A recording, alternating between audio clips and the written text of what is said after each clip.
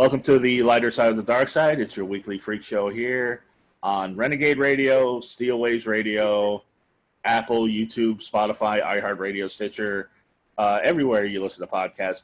It's a Dark Mark show. I'm Dark Mark, the goth comedian, and my regular co-host Hannah's not here this week, but she did want to wish a happy birthday to, and this, I guess this is her gift to you. You get to co-host the show today.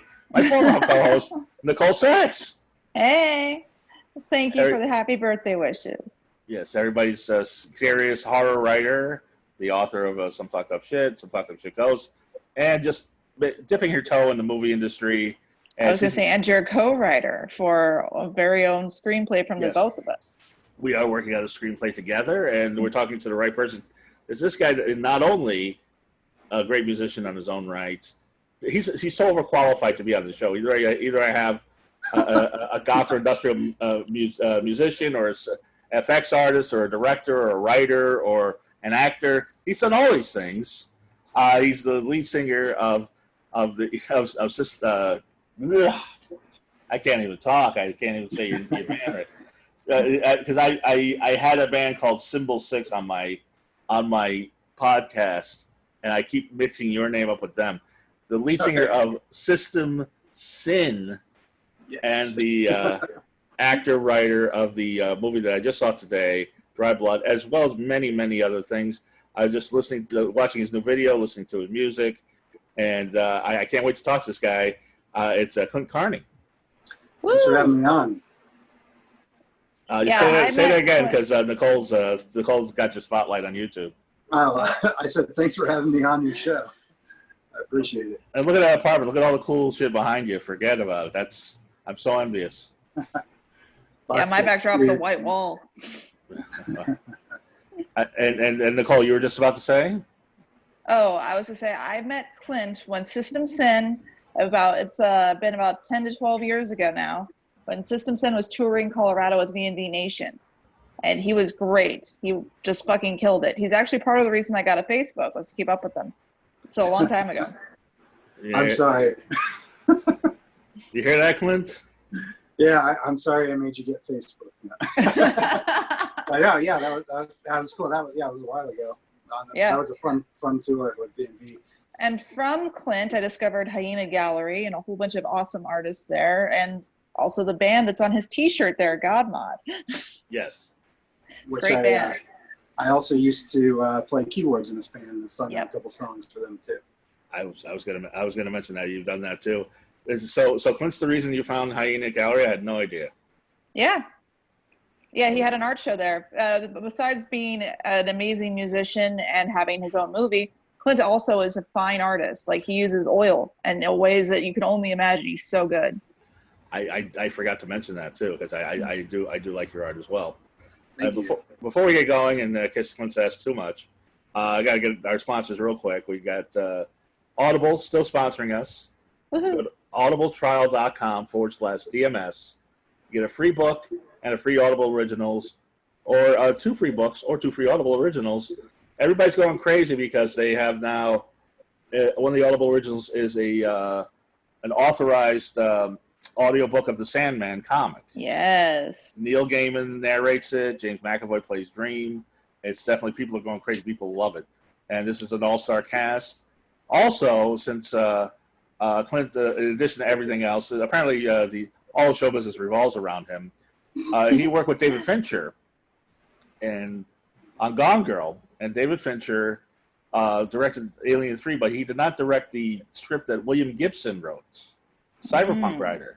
So what Audible did is they took that script, got Michael Biehn, Lance Henriksen, and an all-star cast, and that's an Audible original. You can see what Alien 3 could have been if they used William Gibson script. Or any book you want. They have everything from Shakespeare to smut. Just go to by the way, I've also met Lance Henriksen back when he had a comic book, because I met a lot of people in my comic book days. And he's a wonderful, I think his book was called Not Bad for a Human. He's a wonderful human. Just a really great guy. I met him in Monsterpalooza once. He's very nice. And although he's right next to Virginia Madsen, so I was a little distracted. But anyway, go to audibletrial.com/DMS. Also, we got so many sponsors now, Nicole, I can't even keep up. Do Me Some Cooking. Please support local business. They're open right now. I already asked Phil. There's outdoor seating. Mark, we should go. Let's go. Birthday dinner on me. All right, yay. Yes, we'll have to figure out when, but it's Taco Tuesday today. But Do Me Some Cooking is 1253 Vine Street. There's also one in Culver City and one in Toronto, Canada. The best vegan food you ever had. If you're vegan and you want to celebrate Taco Tuesday, they also have tacos, right? They got the Mexican place next door. Yes, they do, and their nachos are voted one of the 10 best nachos in LA. The only one without meat by the LA Weekly. And we also, if you're watching us on YouTube or you're listening to us on a podcast catcher, look at the description here, or follow us on at Dark Mark Show on all social media. We have 20% off Hustler Hollywood. Woohoo! Get all That's your where I get my vibrators, fishnets. or fishnets, or dick pills, whatever you want. 20% off. No, not that Clint or I would need any of that. Whatever you want. You've got everything from lingerie to just anything that you need for a good time. Lube. Buy me fishnets and call it a birthday present. Right. Well, if you get 20% off and a free gift, you go to Hustler Hollywood. There you go. Listen to the show. Buy Nicole some fishnets, and I'll tell you. It's a gift that keeps on giving. Yes, I'll tell you where to ship them. Also, Spy Associates. You never know who's spying on you. You don't know who's. You may want to spy on somebody. They've got GPS trackers, bug detectors. They have cameras that fit in smoke detectors. A lot of James Bond stuff. 20% off any order over $250. And Nicole will tell you, the last sponsor, and real quick, I know energy drinks. I've tried them all.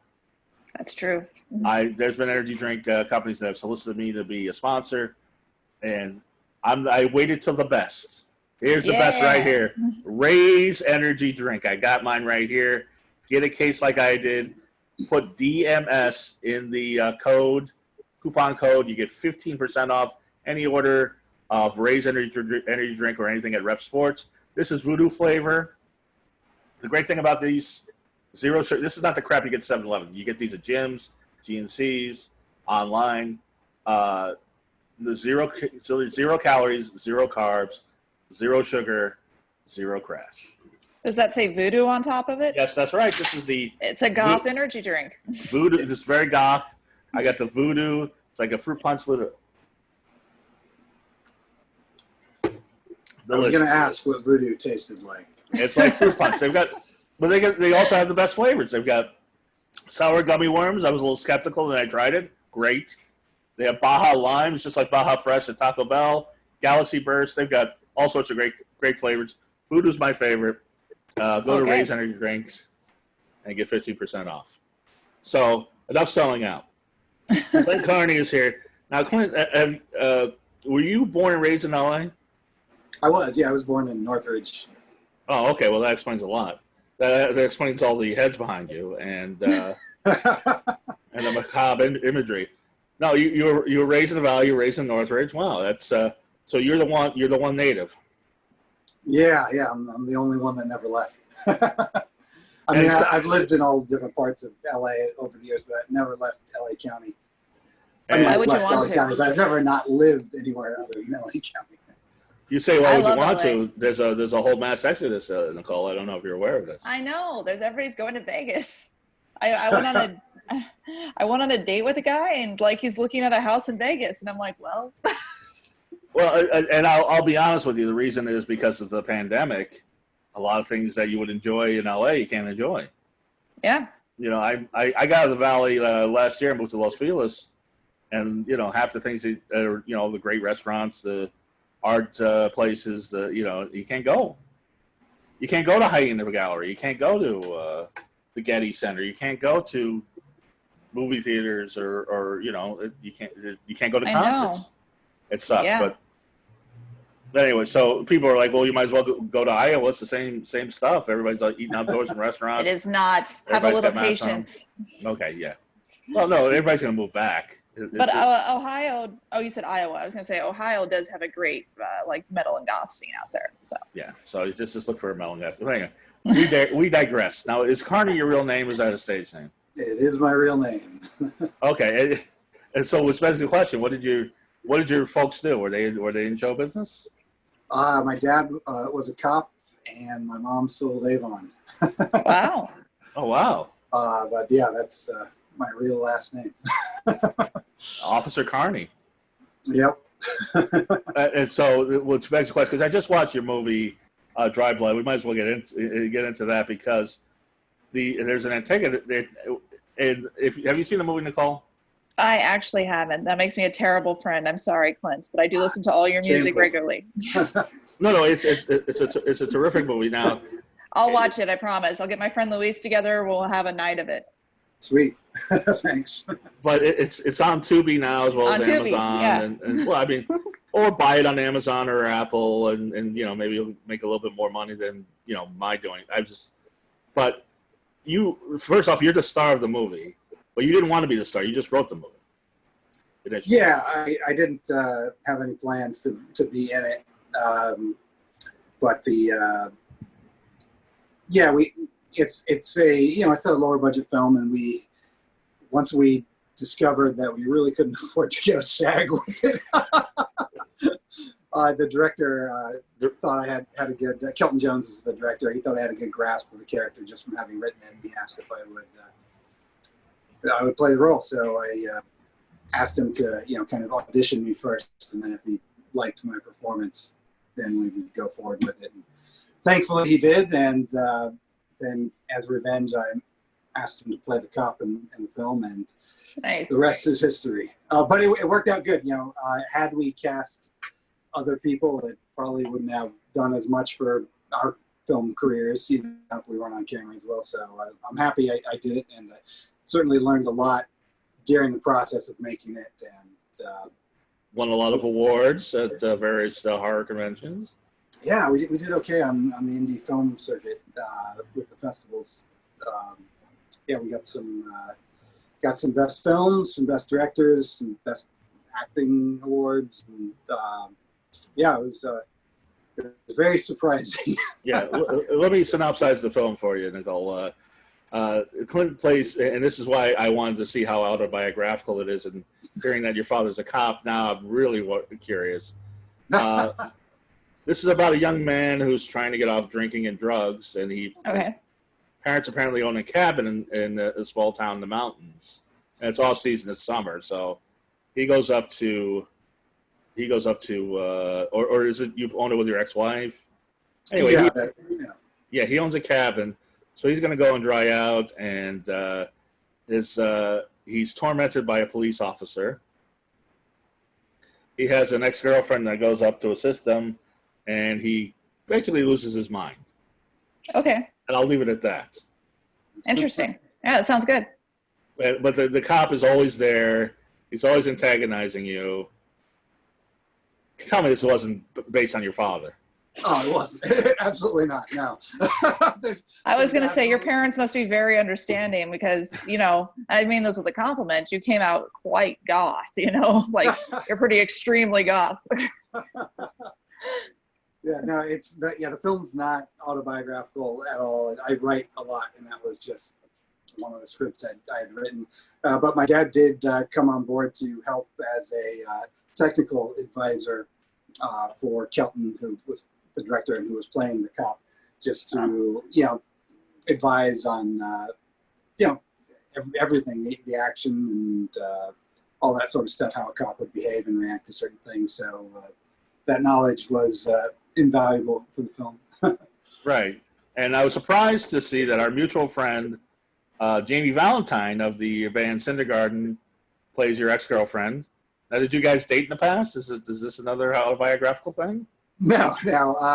When my wife and I first when we moved to Valley Village, which was shortly before we got married, Jamie had, how did we know each other? She was the roommate of my first roommate when I was younger. Convoluted story. And then when my wife and I moved to Valley Village, she was living right down the street. We became friends. She ended up joining my band for a tour, and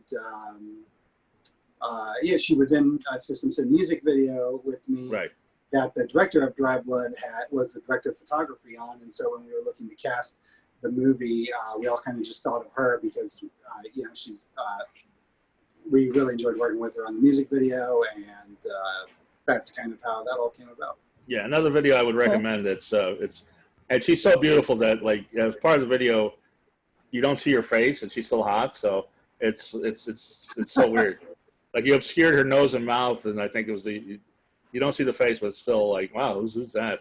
But it's great that you guys both de-goth and played kind of just regular people, sort of hipstery. Not even hipstery, just regular, I guess, big city folk in a small town. That's awesome. Yeah, it was fun. While the convenience store clerk was wearing a shirt of your band. Yeah, there's lots of little System Syn. Yeah, there's Easter eggs all throughout the movie, just little hidden nods to other projects and things like that. So of course we gave him a System Syn shirt. At one point in time, he's wearing a shirt for one of his old podcasts as well in another shot. So. Nice. To cut in, Clint also has for Scream 4, the Hyena Gallery artists all made little Easter eggs and put in these little paintings of the Ghostface killer and stashed them all over the barn scene in Scream 4. So Clint was part of that too. No, I know Clint's been part of a lot of movies besides. Yes, he has. Was that the first? Was that the first big movie that you were involved in? Because I know you worked with Oliver Stone, you worked on Gone Girl, you worked on the ill-fated Fantastic Four. Yeah. To be honest, I was looking at my IMDb and I saw Fantastic Four in there, and I couldn't even remember what the fuck I did for it. my IMDb has like less than half of the shit that I've worked on in there. So a lot of times I'll just make one specific prop, or I'll do some kind of graphic for something, and it just all kind of blends together in the end. But yeah, Scream 4 was actually the first major film that I had worked on. At the time, I was moonlighting as a tattoo artist, and one of my clients is my buddy Skip Crank, who's a prop master, and he was working on Scream 4, and that's how he got me and Hyena Gallery and a lot of the other artists there involved in that. And then it snowballed from there. I ended up doing the next movie he did with him was a Cameron Crowe film called We Bought a Zoo, and he brought me onto that, and then somehow it turned into a career of sorts. Yeah. By the way, yeah, if you're goth, you have to go to Hyena Gallery in Burbank. There is so much art there, and all the artists are so fantastically talented. Some of Skip's work's there too. So it's just. Is it open now? I don't think it's open right now. It's not open now, but their website, which is hyenagallery.com, HYAENA gallery.com, but they've got all the art for sale on there, and it's a great. They sell it worldwide too from online. Like it's very popular over in the Nordic states. Yeah. I guess it's an inside joke between the two of you. I don't get that, but places you would go where there's heavy metal and people that are very extremely goth. Oh, okay. All right. Yeah. Okay. Yeah. Death metal sensibilities. Yeah. Anyway, so growing up in Northridge in the Valley, and what was your first love as far as artistically? Was it drawing? Was it music? Was it direction? Was it acting? What was it? You did so many things. I only lived in Northridge till I was 6, and then I lived in the Antelope Valley for a while in Palmdale, and then moved to Hollywood, and then so I jumped all around LA County, 3 different parts of my life. But I think my first love was drawing and painting. I fell in love with horror just right away, even as a little kid. And what was the horror movie that did it? What was the first? The first horror movie I saw was The Blob with Steve McQueen, the original one. My dad was into horror, but into horror from when he was a kid. So sure. A lot of the giant monster movies, things like that. His favorite movies, them about giant ants. So like that type of stuff was my first introduction into the genre. And my dad is an artist as well, and my uncle was a horror author, and I have one of my other uncles and cousins are also professional artists, and just kind of grew up around that creativity and horror at the same time. And That's so awesome. it all turned into this.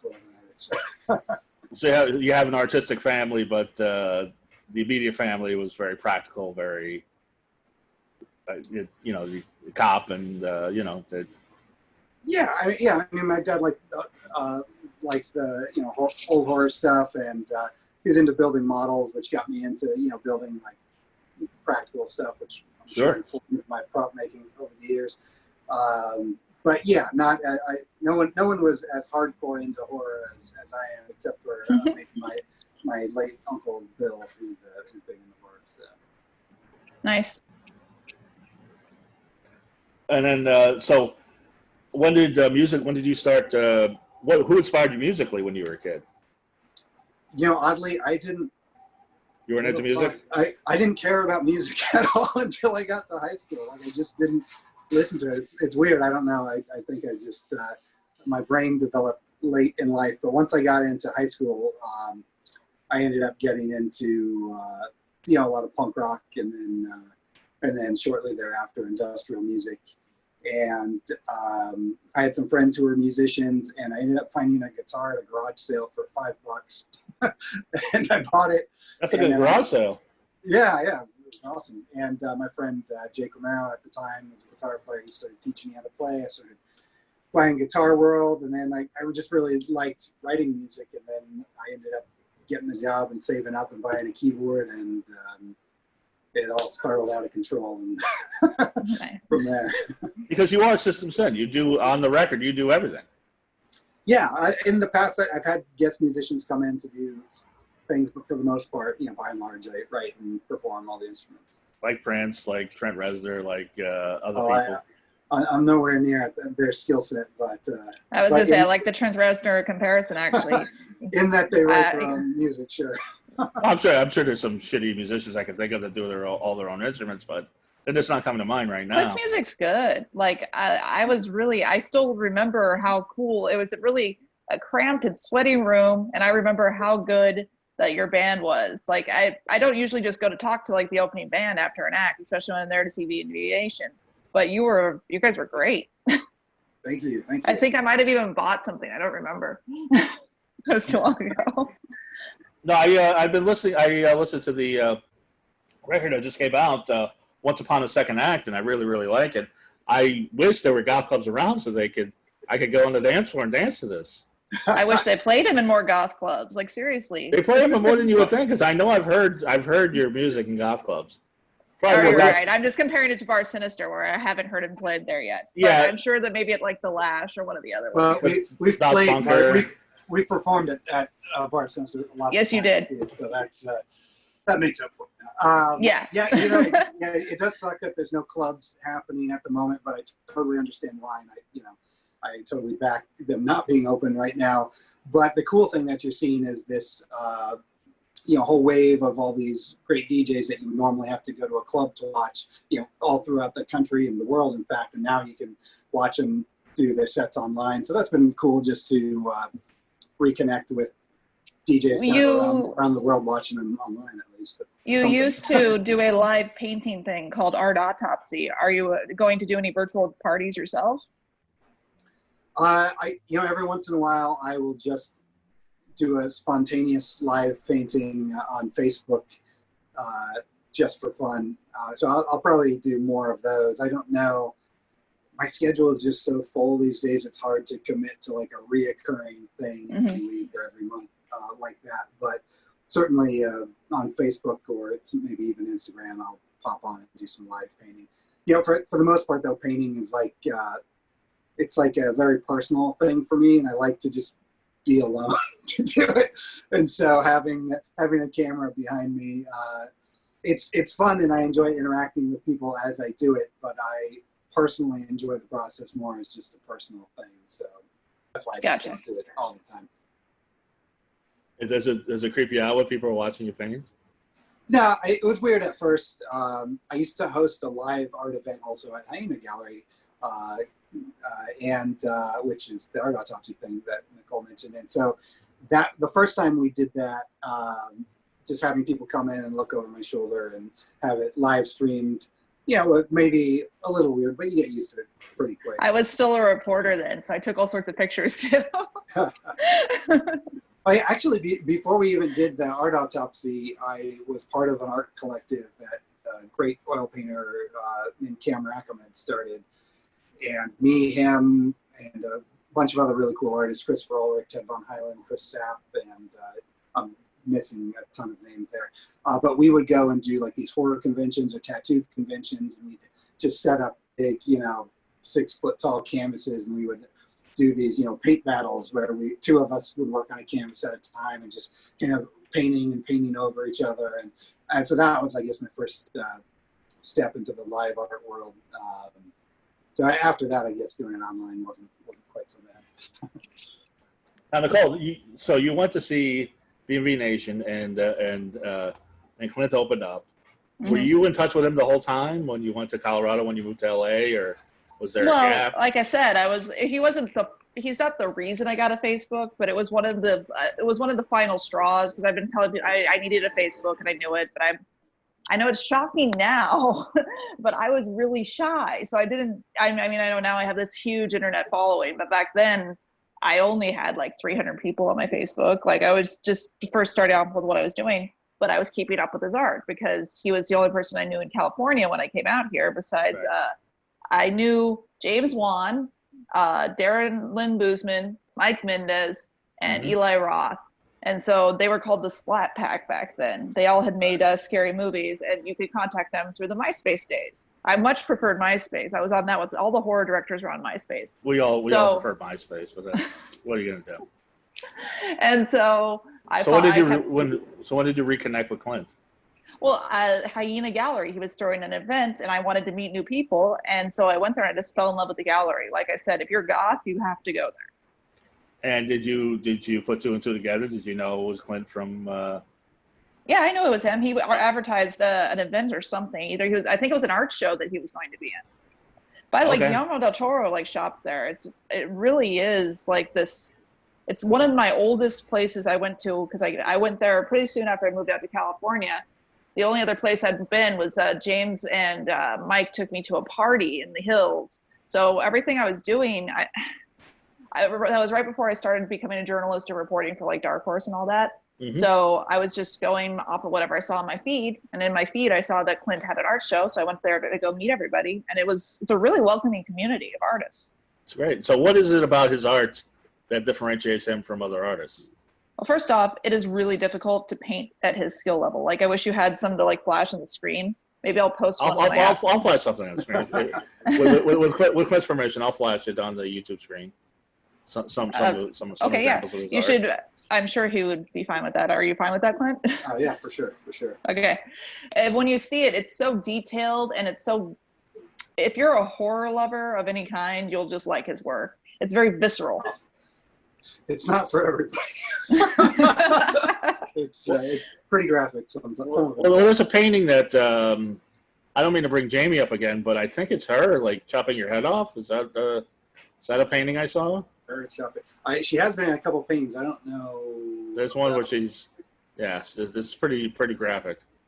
Oh, yeah. I don't think she chopped my head off, but I think I know. I think I know which one you're talking about, and that's. My friend Sue in Glass, and did the girl have dreadlocks in it? Yes. Yeah. Her name's Sue, and her husband Glass. She's sawing his head off. She's sawing his, but yeah, he kind of looks like you, and she kind of looks like her. Okay. Sure. All right. Similar haircuts, yeah. Yeah, his paintings are amazing, and he can make them actually pretty fast. When he was doing Art Autopsy, he'd paint like one, and then he'd paint over it, and he'd just keep painting over it throughout the show. Right, and. So I'm just curious how you got into props and prop making. I see that's a Scream. You did a painting, but how did you get into prop making for movies? Yeah, so again, my friend Skip, who's the artist, got me on the Scream, and then he brought me on to We Bought a Zoo. And on that movie, there's a kid in the film, and I'm sorry, I'm forgetting the actor's name. That's okay. Nobody saw it. It was. I do want to check it out, but and I'm sure it's pretty good. But it's good. Yeah, and Cameron Crowe's a great director. Matt Damon is in it, and he plays it's Matt Damon's son, and he's an artist in the film, and so I did the kids' art that's on screen. So I was on set every day, just kind of drawing stuff and swapping it out as they needed it. But then. I had a big prop team, and I ended up meeting a lot of other great prop guys on that film. J.P. Jones, Michael D'Imperio, David Saltzman. Anyway, just a wonderful art department. And I ended up making some props just because I was there. Really, when I wasn't drawing, I wasn't doing fuck all else. So they just had me start doing some stuff, and I had a lot of fun with it. And then just separately, all of those different prop dudes that worked on that film, they all hired me for the next thing that they went on to after that. And then it just kind of sprawled. So I ended up, I like building stuff. I like sculpting or engineering how, something mechanical works, things like that. So they would ask if I knew how to make something, and I would say sure, and then just figure it out. And then that kind of, that's what got me into the business. So what props did you make for Gone Girl, for instance, the David Fincher? So in there, Ben Affleck's character gets these wooden rod puppets for an anniversary gift, and then the control rod, spoiler alert if you haven't seen the movie, but the control rod that controls the puppets ends up being the murder weapon in the film. So I built those puppets, and they're actually functional too. There's a rod in there with a thumb switch, and they move their arms up and down and stuff. So it's a functional murder weapon.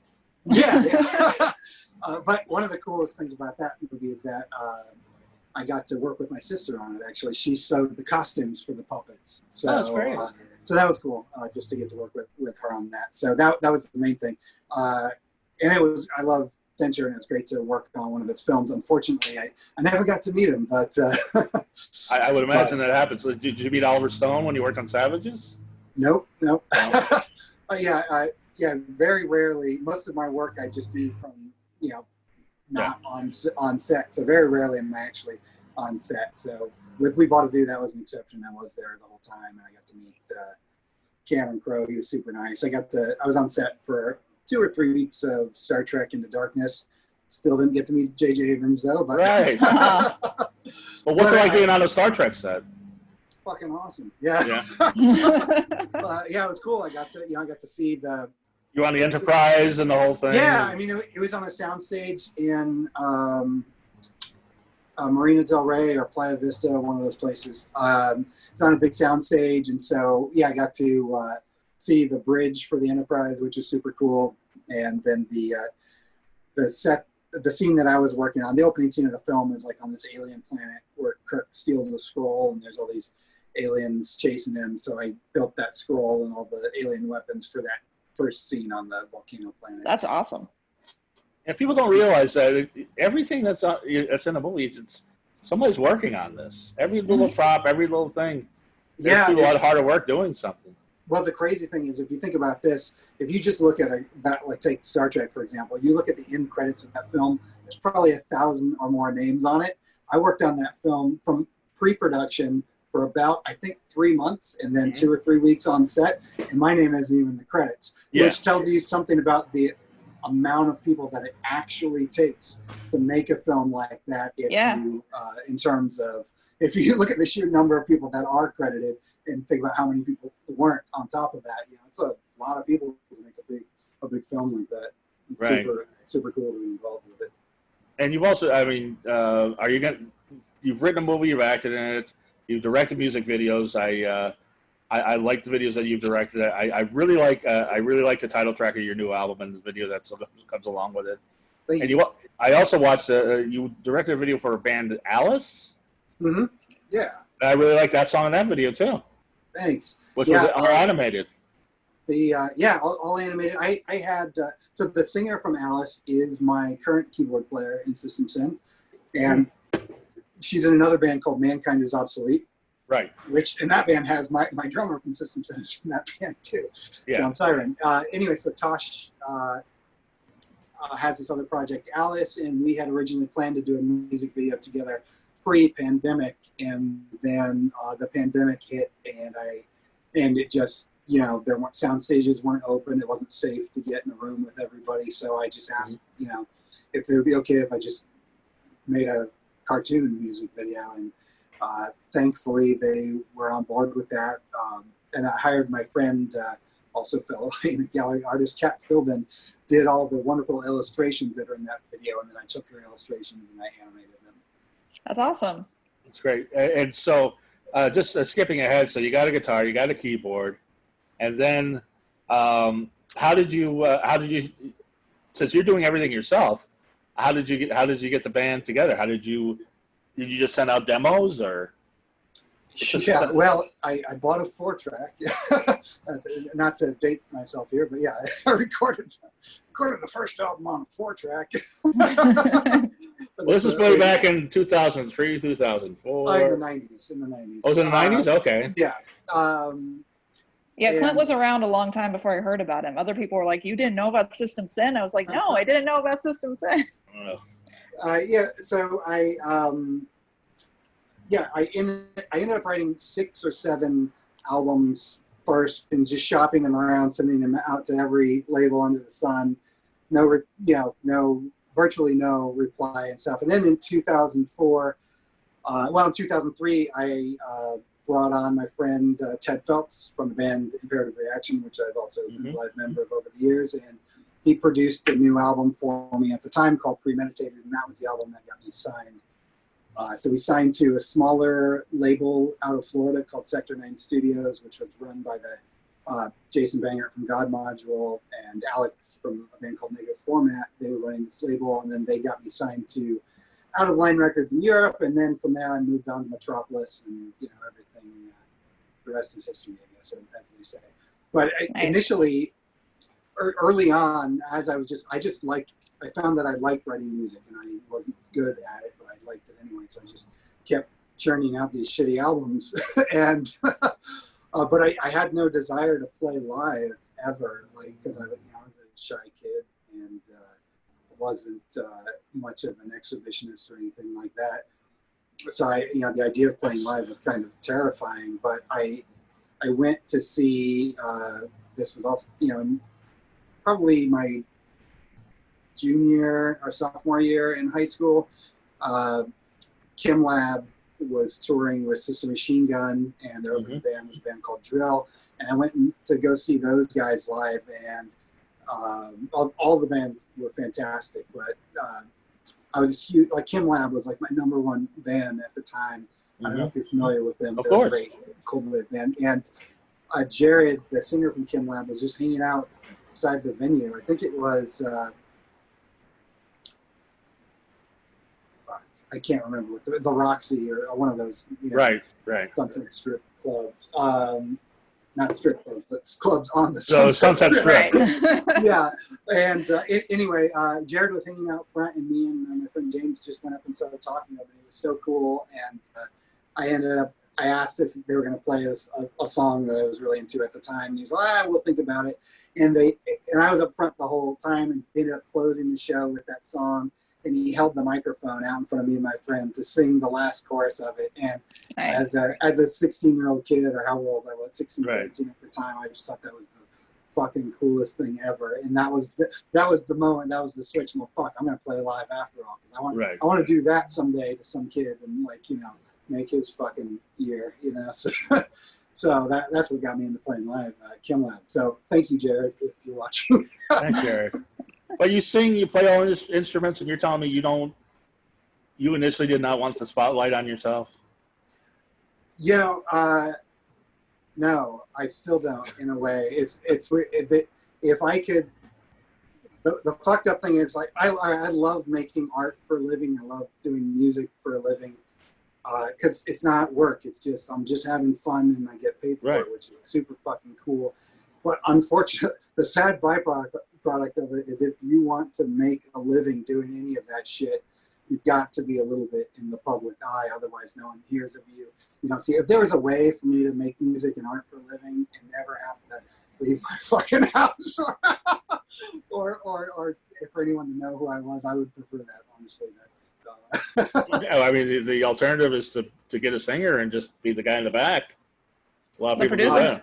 Yeah, but that was just it's not the way things turned out, and it's too late. It's too late to go back. So be that.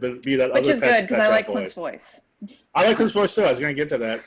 Well, I do like your voice. It's obviously the obvious influence is David Bowie, but who else were you influenced by? Singing-wise. I don't. I mean, there are a lot of musicians that have influenced me over the years in terms of their songwriting or lyrically or stuff like that. I can't really say anyone's influenced my voice in particular because that's just how I sound. It's just my voice. I don't try to emulate anyone there. It's just that's how I sound when I sing. Right. But but yeah, I mean, it's just countless musicians have influenced the way I write. You know, I listen to a lot of stuff that is not inside the genre. I listen to a lot of, a lot of classical, a lot of Baroque, a lot of folk music, classic rock, hip hop, and industrial and stuff too. You know, I listen to a lot of different things, and I think even though, you know, I can't really say, okay, this song is directly influenced by this band or that band. I think it all seeps in over time, and I think anyone creating any kind of art, just those influences worm their way into your brain and come out in what you're creating. Well, I ask every musician this, and I've never gotten a good answer. Hopefully, I finally will get this. Who is an artist or a song that you like that nobody would ever guess? What's a guilty pleasure for you? I will say I don't have any guilty pleasures because I if I like something, I'll just fucking say I like it. You know, Right. I don't really care if it's cool or not. But I think when a lot of people, if people come over to the house and like in the middle of working on something and they hear listening to, you know, classical music. Sorry, I got it. Okay. Someone came to join me. So, oh, you got a cat. This is Sally, one of two. Yes. I've been really into. As if you couldn't get more goth. Have a cat jump on your lap. Well, I'm also, you can't see it from this angle, but I also have a ton of real human skulls behind me too. So. Oh no, I can see all sorts of things behind there. There's Freddy, there's Pumpkinhead, there's all sorts of stuff behind you. I just fucked up my camera. Yeah, an artist I've been really into lately, when I was working on this album, in fact, there were a couple artists that I was listening to a lot. One is Galen Lee, who is just like this phenomenal violin playing folk musician, and she uses a lot of loops with her violins, and she just has a really amazing, unique voice. I really recommend her stuff. And then Phoebe Bridgers, who just released, I think, her second or third album this year.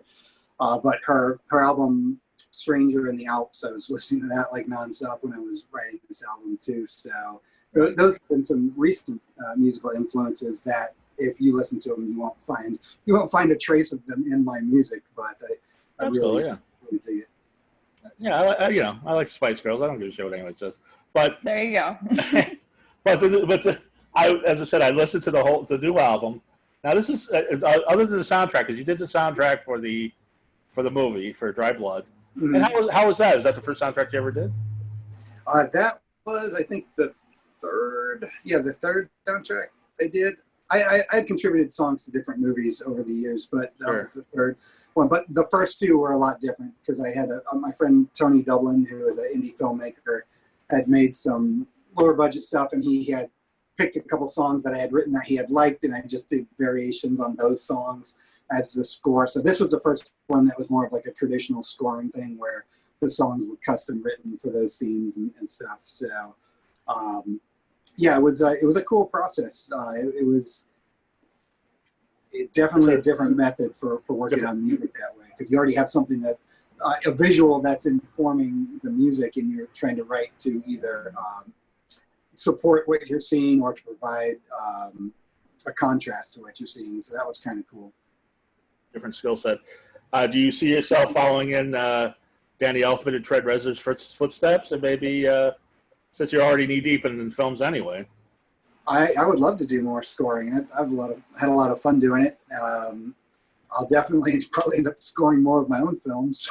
Yeah. So, but yeah, you know, if anyone wants to pay me to score a film, fuck yeah. Nice. It's a lot of fun. Yeah, we'll give What us are you a little working bit. on? Go ahead, Nicole. Okay, I was gonna say, what are you working on right now? Right now, I'm getting ready to shoot a new music video, which will be shot this week, and it's. I don't want to say what track it's for yet because I've got a couple in the works, and I'm not sure which one's going to be done first. So that'll be a surprise. And then one of the shows I work on, just props and graphics wise, is a show called Blackish, and that started back up in production. So I'm doing some work with. I was wondering about that too. What props do you?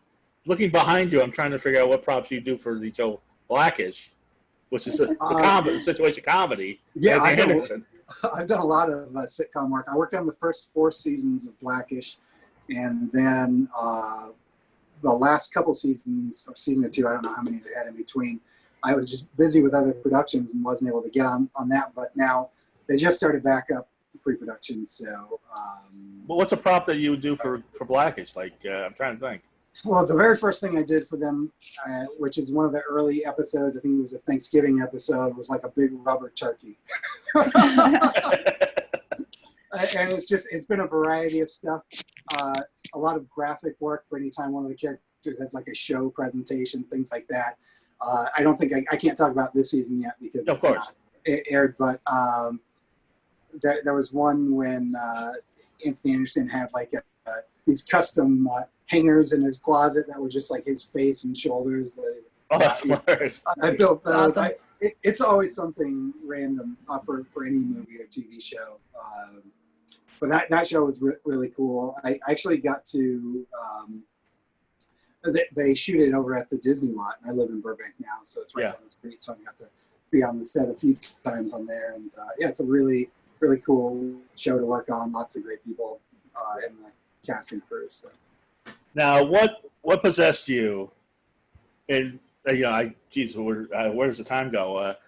When you started putting out records, well, actually, you started in the '90s, and then saw the music industry Napster and dwindle away. I mean, I was self-releasing bullshit in the '90s. I didn't have an actual record deal until 2004. So, but even when you got it at Metropolis, they weren't throwing you the millions of dollars that they would have 5 years before. Well, I don't know if anyone's ever been throwing millions in the industrial scene, but yeah, I mean, certainly if I gotten into the music industry in general, even on this indie level, 10 years earlier, I probably would be selling more records. But that's the nature of the industry.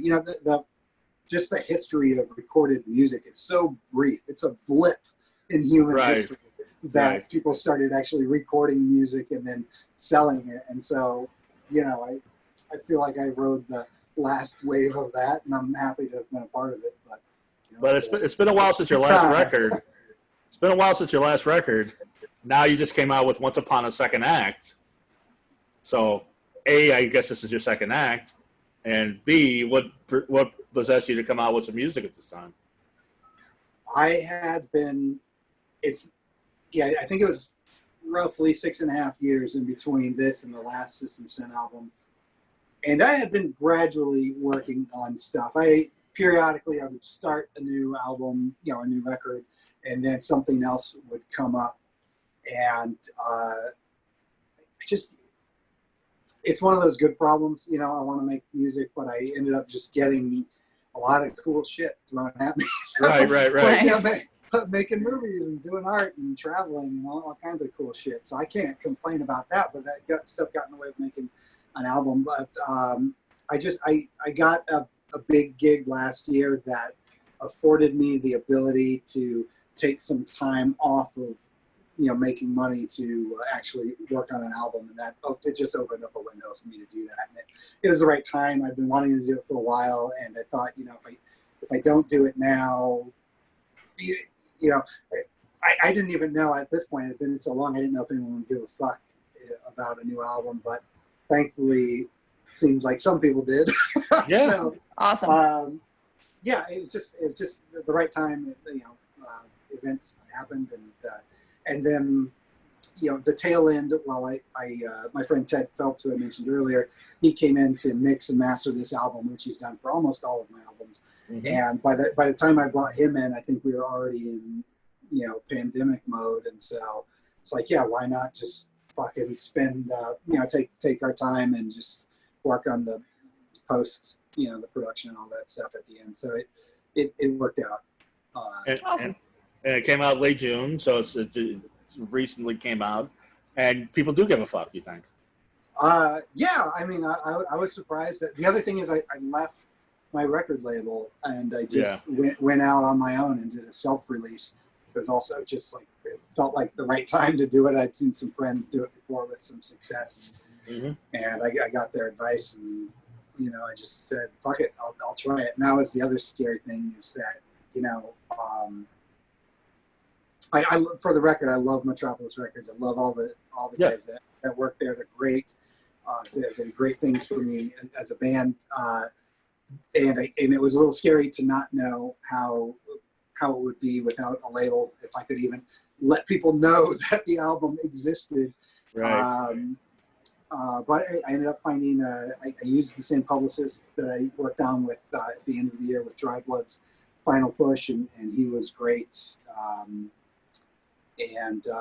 With his help, I ended up, you know, just getting some good press with it. And so it's still picking up speed. You know, it's a slow build at this stage. I don't have like huge marketing dollars or anything, but just, you know, doing word of mouth and, you know, if people dig it, you know, just sharing it with their friends, that's been a big help. And then, you know, people like Are you yourselves going to tour it locally? Have me on the show. You know, it's been. Well, I'm sure there was Clint. Are you going to tour it locally? Like, I'm sure that would help get the word out if you did like a little tour of California.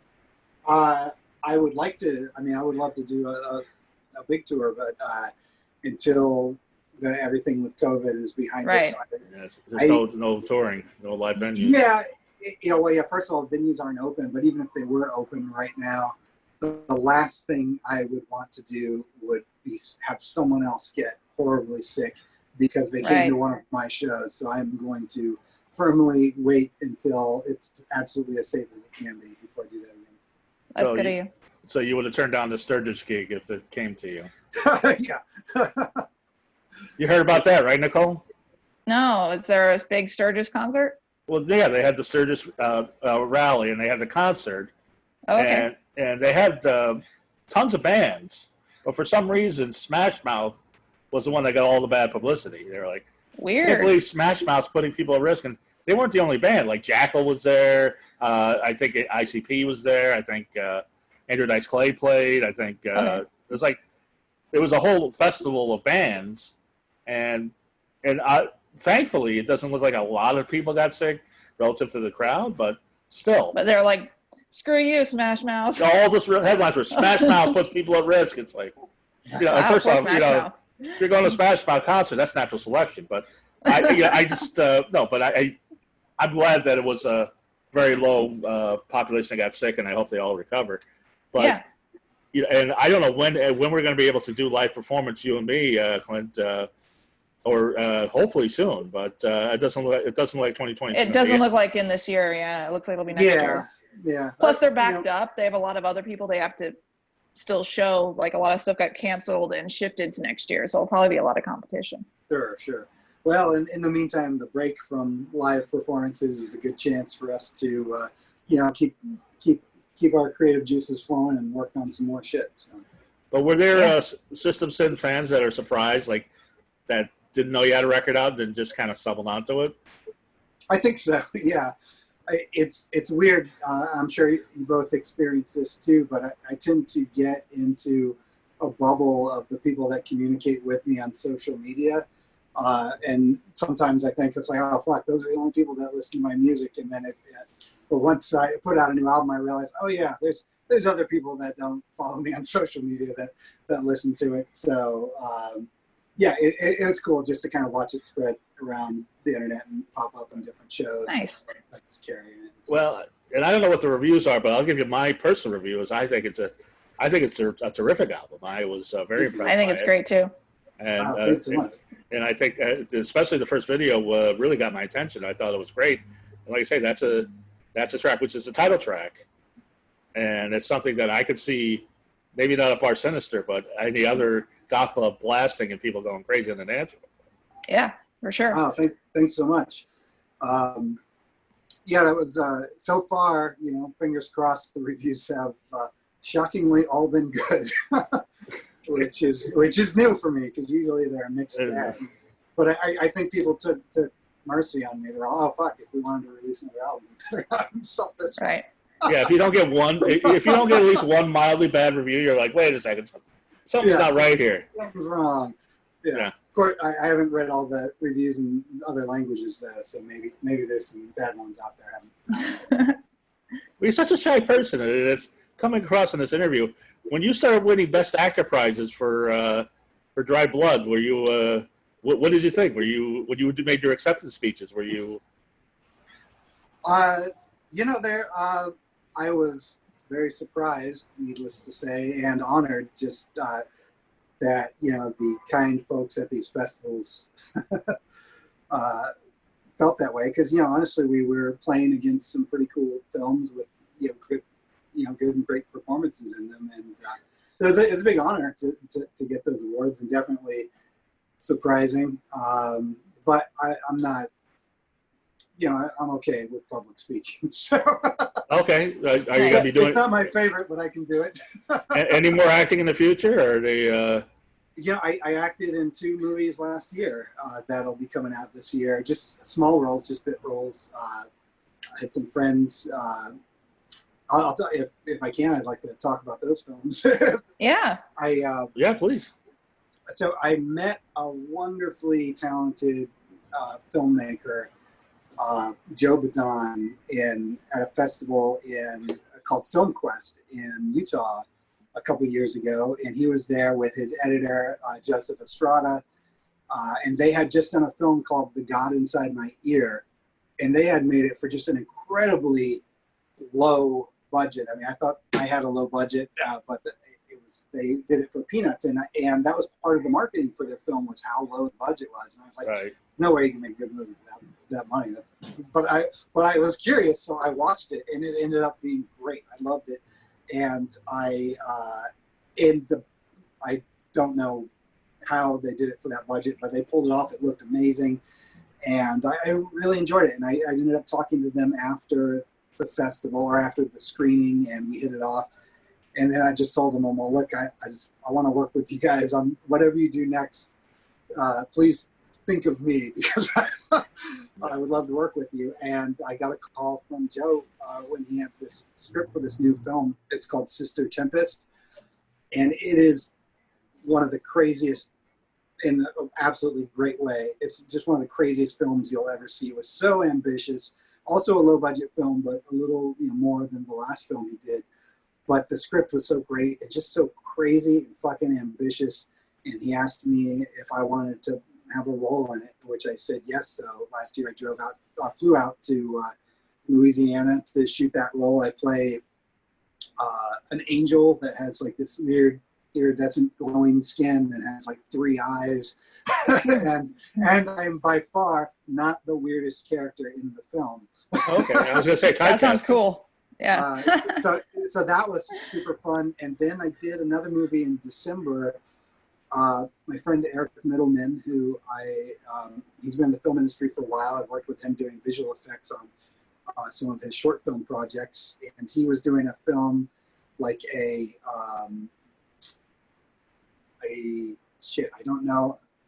don't know if it's been announced yet. So I don't know I can tell you specifics about this film yet.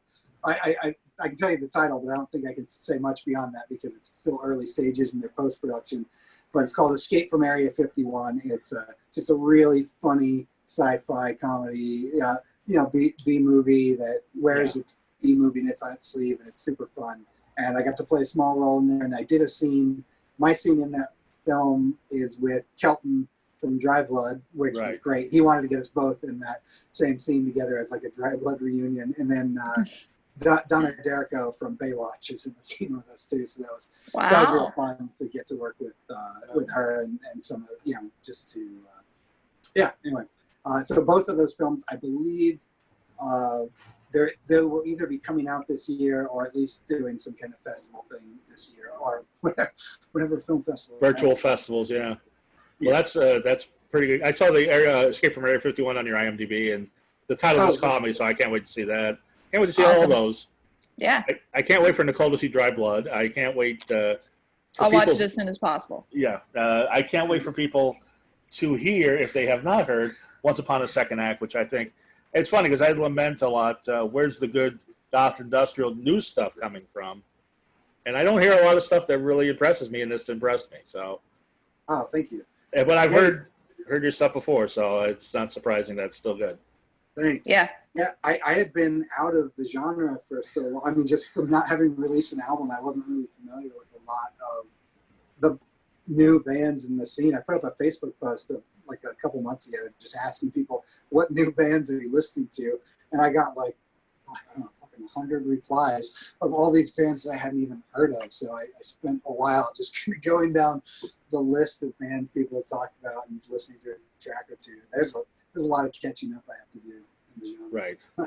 And do you really think, I think we're all just about to head in our second act. I think this COVID is just pausing everything and, you know, past this prologue, it's everything's from this point forward. Everybody's got a second act, so. Yeah, I mean, the title and that song, that whole thematic thing all came about before COVID, but I think it definitely resonates more with me. And what's the deal with the fish? Because you always got fish stuff going on. Oh, just in that music video. I just had the idea for it. I just wanted this fucked up weird mutant fish in it, and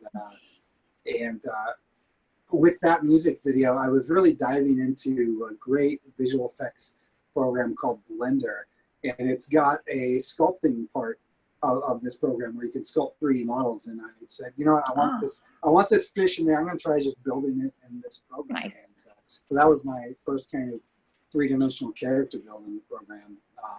But yeah, no specific reasons. I like fish. I used to work at an aquarium. Well, I could talk to you two all day. I could look at what's behind your head all day. I would say you have the most impressive apartments decor, except for our mutual friend Sig Neutron, who has you beat a little bit because he's got some other great stuff. But you're not seeing the rest of the walls. It's pretty cool. Okay, well, maybe your time. But Sig is awesome. I don't doubt he's got a ton of awesome shit. But Clint, if you go to the systemsyn.com, there's some limited edition T-shirts to help finance the new video. Is that correct? That's right. Yeah, they're only up for 2 weeks, and then they are gone forever. And you pick up the new album. There's Dry Blood on Blu-ray, DVD, and a lot of other neat merch on there. And you can also watch the new music videos. There's a video link right at the top of the website. So if you want to see all the music videos, it's right there. And we'll have a link. We'll have a link on this show. And if it's okay with you, if I have your permission, I'd like to play, at least for the radio broadcast and the podcast, the title track, so people can hear what you got going on of Once Upon a Second Act. And Clint, it's been great. I definitely want to have you back and talk to you soon when you're in your third act, your fourth act, your fifth act, and however many other acts that you have. Definitely before you tour. Yeah, well, thank you so much for having me on, Mark, and thank you, Nicole, for setting this up and for Of course. Great talking to you both, and thanks. ClintCarney.com as well, and social media. It's all System Syn, or is it Clint Carney, or is it both? Yeah, both. And Nicole is Nicole Sixx Books on Instagram. Is that correct? I am, and I have deleted some people off of my Facebook, so you can go to Nicole H6 on my Facebook, and I got like 20 more slots left before I'm at 5,000, but I can add some people now. Right, but buy one of the limited edition System Syn shirts. That'll give you priority to add Nicole Sixx on Facebook. Sure, why not? Yeah, well, let's cross promote.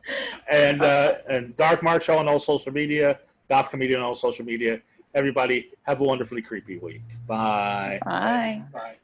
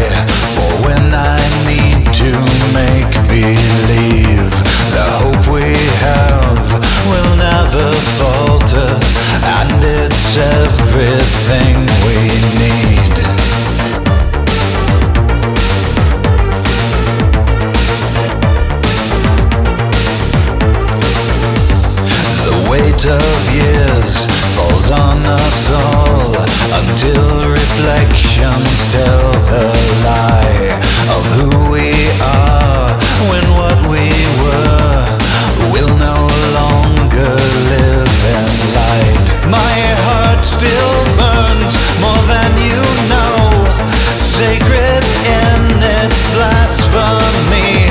I feel the fire and let go of the truth that buries me. There was so much before us. Those were the days, and now those days are gone. Silently we all fell to pieces, broken and scattered right where we belong. Once upon a second act was where our story came alive, and we emerged out from the ash. So far, so good, so we survive. My heart still burns more than you know, sacred in its blasphemy. I feel the fire and let go of the truth that buries me. There was so much before us. Those were the days, and now those days are gone. Silently we all fell to pieces, broken and scattered right where we belong. There was so much before us. Those were the days, and now those days are gone. Silently we all fell to pieces, broken and scattered right where we belong. Don't be afraid, it's just a lie. But when I need to make believe, the hope we have will never falter, and it's everything